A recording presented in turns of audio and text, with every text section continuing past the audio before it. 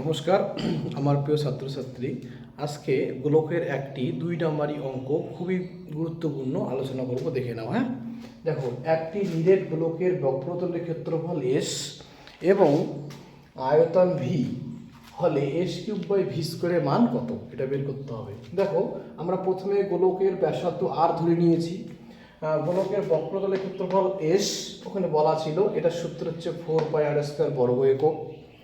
গোলকের আয়তন ব্র্যাকেটে ভি, এটা দেওয়া ছিল r³ πr³ ঘন একক। এখন s³/v², এস মানে কোনটা 4πr² তার কিউব, আর v² মানে ওর আয়তনটা তার কিউব। 4কে 3 বার গুণ 64, পাই তার কিউব r⁶। 4কে 2 বার 4 16, 3 3 9, π² r⁶। বোঝা গেছে? এবার দেখো, এখানে 64 লিখলাম, 16/9টা উল্টে গেল, তাহলে কি হলো বলো, 9/16।